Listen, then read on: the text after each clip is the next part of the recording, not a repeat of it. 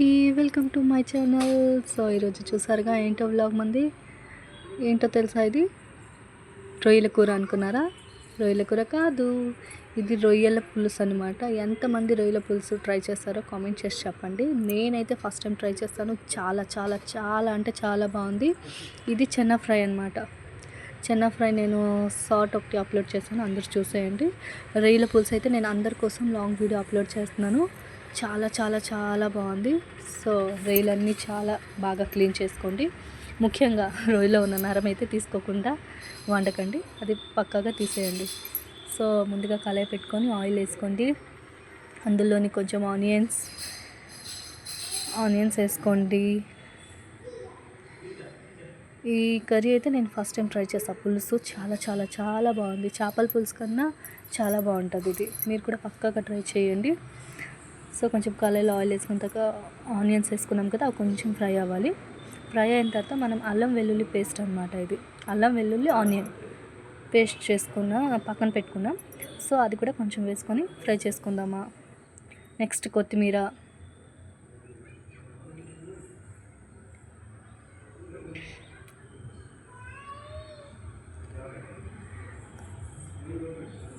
Next ఉప్పు, కొంచెం fry అయితే చాలు, అన్నీ వేసుకోవచ్చు మసాలాస్. ఉప్పు, నెక్స్ట్ ఒక 2 పచ్చిమిర్చి వేసుకోండి. నెక్స్ట్ మనం రొయ్యలు క్లీన్ చేసుకున్నాం కదా, దాంట్లో కొంచెం పసుపు, కారం, మసాలా వేసుకొని కొంచెం మిక్స్ చేసుకోవాలన్నమాట. ఇది గరం మసాలా అనమాట. పసుపు, కారం, గరం మసాలా.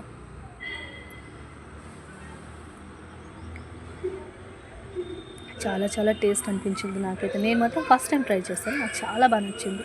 మీరు కూడా ట్రై చేయండి, చాలా బాగుంటుంది. సో ఇది పక్కన ఫ్రై చేసుకొని అందులోని మసాలాస్ అన్నీ వేసుకొని అది కొంచెం మిక్స్ చేసుకుందామా. నెక్స్ట్ ఇందులో కొంచెం బెల్లం వేయాలన్నమాట. పులుసు కాబట్టి బెల్లం కంపల్సరీ ఉంటుంది. మీలో ఎంతమంది పులుసులో బెల్లం వేయకుండా చేస్తారు? నెక్స్ట్ కొంచెం చింతపండు నానబెట్టుకుందాం.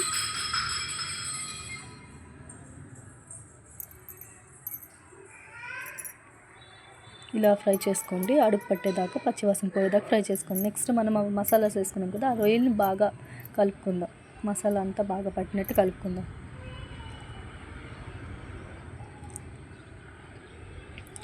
కలిపేసి మనం ఇప్పుడు కళాయిలో వేసుకొని కొంచెం ఫ్రై చేసుకోవాలి.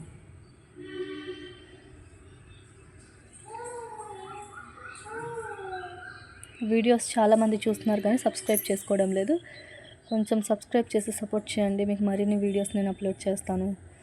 నెక్స్ట్ మీకు ఎలాంటి కర్రీస్ కావాలన్నా, ఎలాంటి వీడియోస్ కావాలి అని నాకు కామెంట్ చేసి చెప్పండి, ఆ వీడియోస్ నేను చేస్తాను. వీడియో నచ్చితే లైక్ చేసుకోండి అండ్ సబ్స్క్రైబ్ కూడా చేయండి. నెక్స్ట్ అవి కొంచెం ఫ్రై అయిన తర్వాత మూత పెట్టుకుందాం. కొంచెం మగ్గనిద్దాం అనమాట, వాటర్ అంతా వచ్చేదాకా. చూసారా ఎలా వాటర్ అంతా బయటకు వచ్చిందో? పచ్చివాసన పోయేదాకా కలుపుకుందాం.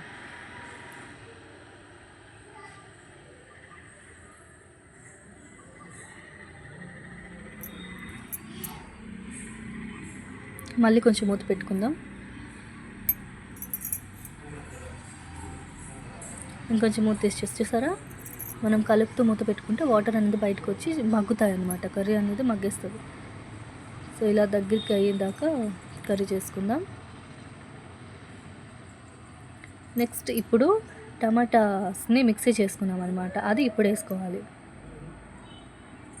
ఇప్పుడు వేసుకొని కొంచెం మిక్స్ చేసుకుందాం.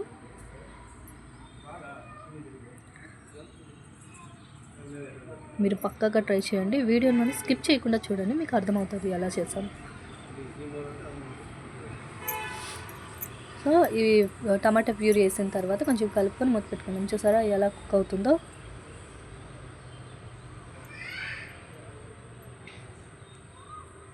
ఇలా మొత్తం దగ్గరికి అయిపోయి మొత్తం పచ్చివాసన పోయేదాకా కుక్ చేసుకోండి రొయ్యల్ని. ఇప్పుడు చింతపండు నానబెట్టుకున్నాం కదా, ఆ జ్యూస్ని వేసుకుందాం.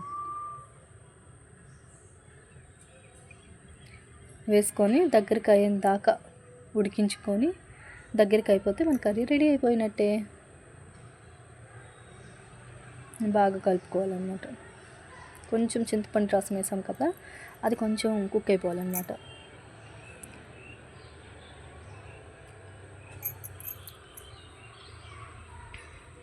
సూపర్ టేస్టీ రొయ్యల పులుసు, హైలైట్ టేస్ట్.